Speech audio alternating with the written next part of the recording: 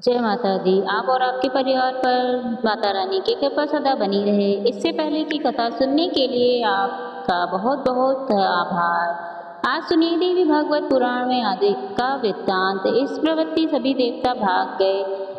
यह देखकर वृत्रासुर भी अपने पिता त्वष्टा के पास वापस लौट गया और उस समय त्वष्टा मुनि प्रसन्नता पूर्वक आश्रम पर विराजमान थे। वृत्रासुर ने उन्हें प्रणाम करके कहा, पिताजी, मैंने आपका कार्य सिद्ध कर दिया। इंद्र और जितने भी देवता युद्ध भूमि में उपस्थित थे उन्होंने वे सभी परास्त हो गए और इस प्रकार भाग गए मानो सिंह के सामने हाथियों और हिरणों में भगदड़ मच जाती है। इंद्र तो पहले भाग गया और उसके श्रेष्ठ हाथी को मैंने पकड़ लिया। भगवान, अब आप हाथियों में प्रशंसनीय इस ऐरावत को स्वीकार कर लीजिए। डरे हुए प्राणियों को मारना अन्याय है, यह समझकर मैंने उनके प्राण छोड़ दिए। पिताजी, आज्ञा दीजिए, अब मैं आपका कौन सा मनोरथ पूर्ण करूं? सभी देवताओं के हृदय में घोर आतंक छा गया था। थक जाने से व्याकुल होकर ही पिताजी वह भाग गए और इंद्र भी निर्भय नहीं रह सका। उसने अपने ऐरावत हाथी को छोड़कर स्वर्ग की राह पकड़ ली। व्यास जी कहते हैं, हे राजन, वृत्रासुर की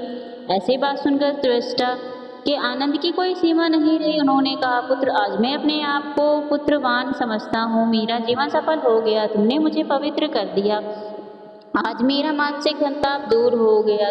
तुम्हारे अद्भुत पराक्रम को देखकर अब मेरे मन में किसी प्रकार की कोई दुविधा नहीं रही, हलचल भी नहीं रही। पुत्र, अब मैं तुम्हारे हित की बात कहता हूँ, सुनो और उसका ध्यान दो। महाभाग, बड़ी सावधानी के साथ अब आसन जमाकर तपस्या करना परम आवश्यक है। किसी का भी निरंतर विश्वास नहीं करना चाहिए। तुम्हारा शत्रु इंद्र महान कपटी है। उसे तरह तरह के वेद विद्या भली भांति आते हैं। तपस्या में लक्ष्मी प्राप्त होती है। उत्तम राज्य प्राप्त करने के लिए तपस्या परम साधन है। तप के प्रभाव से ही प्राणियों में बुद्धि और बल आते हैं और इसी के आचरण से प्राणियों में युद्ध विजय भी प्राप्त करता है। इसलिए तो महाभाग्य माँ जी की आराधना करके श्रेष्ठ वर पाने का प्रयास करो। वरदान मिलने पर दुराचारी और घात ब्रह्माघाती इंद्र की सत्ता नष्ट कर देनी चाहिए। शंकर जी तो बड़े दानी हैं। सावधान होकर स्थिरता पूर्वक उनकी भी उपासना करो। वे तुम्हें अभीष्ट वरदान अवश्य दे सकते हैं। जगत का रचना करने वाले ब्रह्मा जी असीम सामर्थ्य हैं। उन्हें संतुष्ट करके तुम अमृत प्राप्त कर लो, फिर पापी इंद्र को परास्त कर देना। व्यास जी कहते हैं, राजन वृत्रासुर ने जब पिता की यह बात सुनी तब पिताजी से आगे लेकर उसने सहज तपस्या के लिए प्रस्थान कर दिया। वह गंधमादन पर्वत पर जा पहुंचा। पुण्य सलीला गंगा जी बह रही थी। स्नान करके उसने कुशों का आसन बिछाया और शांत चित्त होकर उस पर आसन पर बैठ गया। अब अन्न जल का बिल्कुल परित्याग कर दिया। योगाभ्यास में उसकी वृत्ति एकनिष्ठ हो गई। स्थिर आसन लगाकर वह निरंतर ब्रह्मा जी का ध्यान करने लगा। वृत्रासुर तपस्या कर रहा था, यह जानकर देवराज इंद्र अत्यंत चिंतित हो गए। उन्होंने तप में विद्म उपस्थित करने के लिए गंधर्व को भेजा। यक्ष, पन्नग, सर्प, किन्नर, विद्याधर और सभी अनेक प्रकार के देवदूत इंद्र की प्रेरणा से वहां उनकी तपस्या भंग करने पहुंचे। सभी माया के जानकार थे। तपस्या नष्ट करने के लिए उन्होंने कई प्रकार से प्रयास किए, किंतु वह परम तपस्वी वृत्रासुर अपने लक्ष्य से तनिक भी विचलित नहीं हुआ और कठिन साधन में लीन रहा। व्यास जी कहते हैं, राजन, वृत्रासुर अपना कार्य सिद्ध करने के लिए चित्त एकाग्र होकर के तपस्या कर रहा था। उसे देखकर विघ्न उपस्थित करने के विचार से गए हुए देवता निराश होकर वापस लौट आए। तपस्या के 100 वर्ष पूरे होने पर लोक पितामह ब्रह्मा जी हंस पर बैठकर वहां तुरंत पधारे। आकर उन्होंने कहा, हे दृष्टानंदन, शांत रहो। अब ध्यान करने की आवश्यकता नहीं। वर्मा को मैं तुम्हारे मनोरथ पूर्ण करने के लिए तैयार हूँ। तपस्या करते हुए तुम अत्यंत दुर्बल हो गए हो, यह देखकर मैं अत्यंत संतुष्ट हूँ। तुम्हारा कल्याण हो वत्स, अपना अभीष्ट वह मांग लो। व्यास जी कहते हैं, ब्रह्मा जी की जगत अवैध करता है। वृत्रासुर के सामने जो उन्होंने अत्यंत विशुद्ध वाणी कहा वह अमृत के समान मधुर थी। उसे सुनकर वृत्रासुर ने तपस्या का साधन बंद कर दिया और वह बिना देर किए उठकर सामने खड़ा हो गया। उस समय प्रसन्नता के वेग से उसकी आंखों में आंसू भर गए। वह दोनों हाथ जोड़कर नम्रता पूर्वक मस्तक झुकाकर ब्रह्मा जी के चरणों में प्रणाम करके सामने खड़ा हो गया। नम्रता के साथ उसका शरीर झुका हुआ था। फिर वरदाता ब्रह्मा जी से, जो तपस्या से परम संतुष्ट थे, अत्यंत गदगद वाणी में कहने लगा, प्रभु, आज आपका अत्यंत दुर्लभ दर्शन मिल जाने से मुझे सभी देवताओं का पद प्राप्त हो गया, किंतु हे नाथ, मेरा सर्व प्रवर्धन एक ही बड़ी कठिन इच्छा से युक्त है। हे कमल आसन, उस इच्छा को पूर्ण करने के लिए मैं निवेदन करता हूँ। हालांकि आपसे कोई भी भाव छुपा नहीं, आप सब कुछ जानते हैं। मैं चाहता हूँ भगवान लोहे या काठ से बने हुए सूखे या भीगे या इसके सिवा किसी भी प्रकार के अस्त्र शस्त्र से मेरी कभी मृत्यु ना हो। मेरा पराक्रम सदा बढ़ता रहे, जिससे परम बलशाली देवता युद्ध में भी कभी जीत ना सकें। व्यास जी कहते हैं, राजन, व्रत के इस प्रकार प्रार्थना करने पर ब्रह्मा जी ने उसके प्रति कहने लगे, बच्चे उठो, तुम्हारा कल्याण हो जाओ, तुम्हारी इच्छा सदा सफल होगी। सूखे गीले अस्त्र शस्त्र से और किसी कठोर पदार्थ आदि से तुम्हारा कोई वध नहीं कर सकता। यह बात अमिट है। वृतासुर को इस प्रकार वरदान देकर ब्रह्मा जी स्वर्गलोक में पधार गए। वर पाकर वृतासुर के हर्ष की कोई सीमा नहीं रही। वह अपने घर लौट गया। उस महान मेधावी दैत्य ने अपने पिता दृष्टा के सामने ब्रह्मा जी से वरदान पाने की बात कह स्पष्ट की। वरदान मिले हुए पुत्र को पाकर दृष्टा परम प्रसन्न हो गए। उन्होंने उससे कहा, पुत्र, तुम्हारा कल्याण हो। अब तुम मेरे शत्रु इंद्र को परास्त करो। यह इंद्र बड़ा पापी है, इसने मेरे निरपराध पुत्र त्रिशला का वध कर डाला है। तुम जाओ और इसके प्राण हर लो। इसके बाद युद्ध में विजय होने के बाद स्वर्ग का शासन सूत्र भी तुम्हारे हाथ में रहना परम आवश्यक है। बेटा, पुत्र वध से उत्पन्न हुए मेरे अपार दुख को दूर करने में अब तुम तत्पर हो जाओ। पिता के जीवित रहते उनकी आज्ञा का पालन करना, मृत्यु होने पर भी पूरी भोजन कराए, मृत्यु दिवस पर बहुसंख्यक ब्राह्मणों को भोजन कराए और फिर मैं जाकर पिंडदान करे। इन तीनों कामों से पुत्रों की बुद्धता सार्थक होती है। इसलिए बेटा, मेरा घोर संताप शांत करना तुम्हारा परम कर्तव्य है, क्योंकि मेरे मन में त्रिशला का दुख कभी दूर नहीं हो पाता। वह मेरा पुत्र सुशील, सत्यवादी, तपस्वी और वेद का अद्वितीय जानकार था। उस बेचारे अपराधी पुरुष को इस कलुषित विचार वाले इंद्र ने मार डाला। व्यास जी कहते हैं, राजन त्वष्टा की ऐसी बातें सुनकर अत्यंत दुर्जय वृतासुर रथ पर सवार होकर तुरंत पिता के भवन से निकल पड़ा।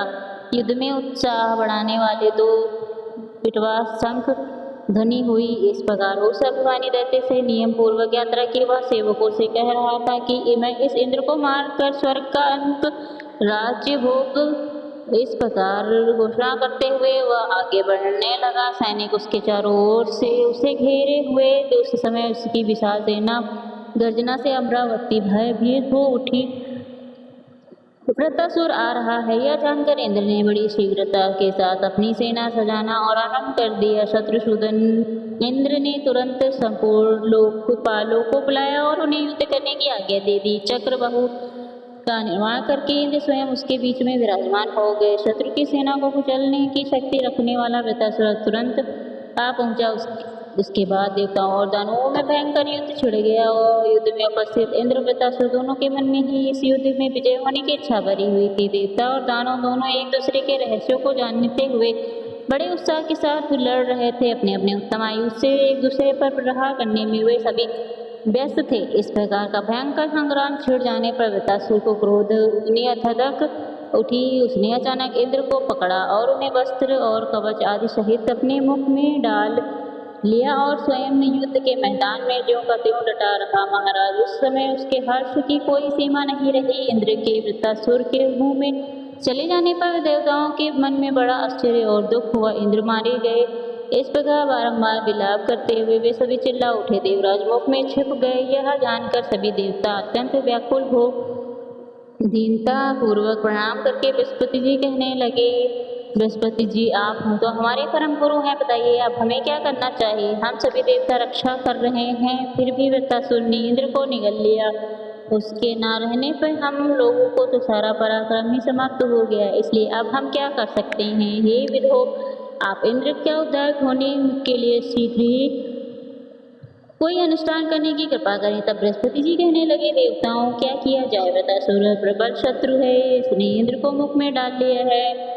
वे उसी में पड़े हुए हैं, परंतु अभी वे जीवित हैं। व्यास जी कहते हैं, राजन देवराज की वह दशा देखकर सभी देवता चिंता के कारण अत्यंत घबरा उठे। फिर आपस में विचार करके इंद्र को छुड़ाने के लिए वे तुरंत प्रयास करने लगे। उन्होंने बृहस्पति जी से की सहमति से शत्रु का संहार करने वाले महान पर्वतीय जंब का विसर्जन किया। वृतासुर को जंब आई और उसका मुख खुल गया। ऐसी स्थिति में कुछ समय तक उसका मुंह फैला रहा और इंद्र अपने अंगों को समेट कर तुरंत उसके मुख से बाहर निकल आए। तभी से जगत में जमभाई की उत्पत्ति हुई। देवराज बाहर निकल आए। यह देखकर सभी देवताओं के मुख पर मुस्कान छा गई। इसके बाद फिर से युद्ध प्रारंभ हो गया। देवताओं और दानवों का यह रोमांचकारी घोर संग्राम 10 वर्षों तक चलता रहा। संपूर्ण संसार ग्रस्त हो गया। अभिमान में चूर रहने वाले प्रतासुर की शक्ति जब जब अधिक बढ़ गई, तब उसके तेज से फीके पड़ जाने के कारण इंद्र परास्त हो गए। युद्ध में हार जाने पर उन्हें महान दुख हुआ। उनकी हार देखकर देवताओं की दुख की सीमा नहीं रही। फिर भी तो इंद्र प्रभृति सभी देवता युद्ध का मैदान छोड़कर भाग गए। वह तुरंत ही वृत्रासुर आया और देव सदन पर उसने अपना अधिकार जमा लिया। स्वर्ग के सारे उपवन उसके उपभोग में आने लगे।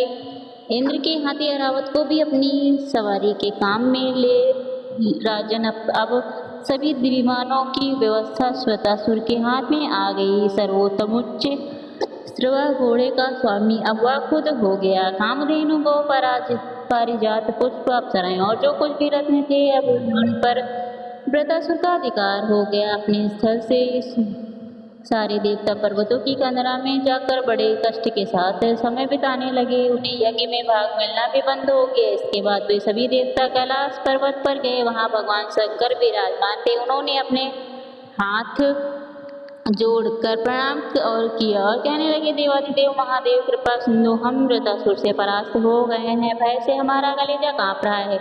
प्रभु हमारी रक्षा कीजिए। कल्याणदाता भगवान शंभु, उस बलिदानों ने हमारा घर तक छीन लिया है, इसलिए अब हमें क्या करना चाहिए, इस स्पष्ट रूप से बताने की कृपा करें। महेश्वर स्थान भ्रष्ट हम सभी देवता अब क्या करें और कहाँ जाएं। प्रभु हमारे दुख का कोई उपाय नहीं है, इसलिए अब हम उससे उद्धार का कोई उपाय बताइए। तब भगवान शंकर ने कहा, ब्रह्मा जी को आगे करके सभी देवता श्री हरि के स्थान पर चलिए और हम सब मिलकर उनसे पूछें कि वृत्रासुर का कवच किस उपाय से संभव होगा, क्योंकि वे जन्मनादन भगवान वासुदेव सर्वसमर्थ, कूटनीतिक, जानकार, बलवान, अत्यंत बुद्धिमान, शरण देने में कुशल और कृपा के समुद्र हैं। उन देवेश्वर की शरण में दी गई यह कार्य सिद्ध नहीं हो सकेगा, इसलिए सभी कार्य संपन्न होने के लिए उनके पास चलना परम आवश्यक है। व्यास जी कहते हैं, राजन, इस प्रकार